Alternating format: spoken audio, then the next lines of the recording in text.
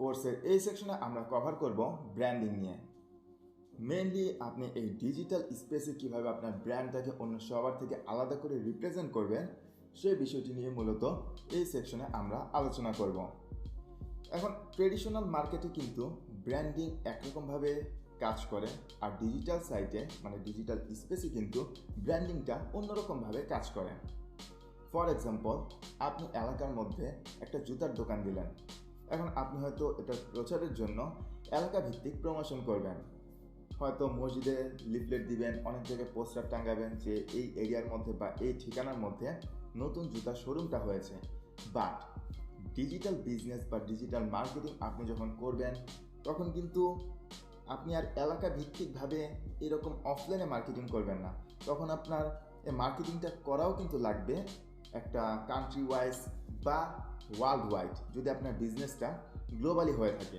এখন সেই ক্ষেত্রে এই জিনিসটা কিন্তু ট্রেডিশনাল মার্কেটিং যেভাবে করা লাগে সেভাবে কাজ করে না। এখন কথা হচ্ছে আপনি ব্র্যান্ডিংটা কীভাবে স্টার্ট করবেন কোনো বিজনেস স্টার্ট করার ক্ষেত্রে। অ্যাট ফার্স্ট আমি যদি লগো দিয়ে আপনাদেরকে এক্সাম্পল দিই, যেমন Nike logo, Apple logo, Netflix logo, এমন আরও খুব বড় বড় ব্র্যান্ডস যেগুলো রয়েছে তাদের লগোগুলো দেখবেন খুবই সিম্পলিসিটি। মেনলি সিম্পলিসিটিতে বড় বড় ব্র্যান্ডগুলো কিন্তু বিশ্বাস করে।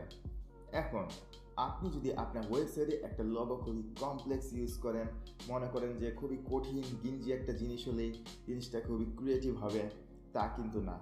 আপনি ওয়েবসাইটের লগো বা ফেসবুক, ইউটিউবে সব জায়গায় যে লগোটা ইউজ করবেন একই রকম লগো ইউজ করবেন এবং সিম্পল একটা লগো ইউজ করার ট্রাই করবেন। তেমনিভাবে আপনার একটা বিজনেসের জন্য আপনি যে ফন্ট ইউজ করবেন সেই ফন্টটা হওয়া লাগবে খুবই সিম্পল, আর একই ফন্ট আপনি সব জায়গায় ইউজ করবেন।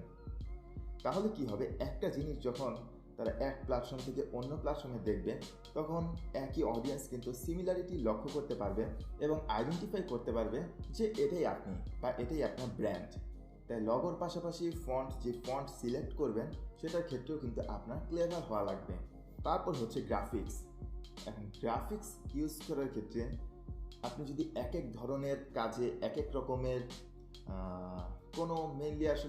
কোনো রকমের ফরম্যাট মেনটেন না করে ডিজাইন করেন, তাহলে কিন্তু কোনো ইমেজ দেখে বা কোনো গ্রাফিক্স দেখে কেউ বুঝতে পারবে না এটা সেই পার্টিকুলার ব্র্যান্ডের।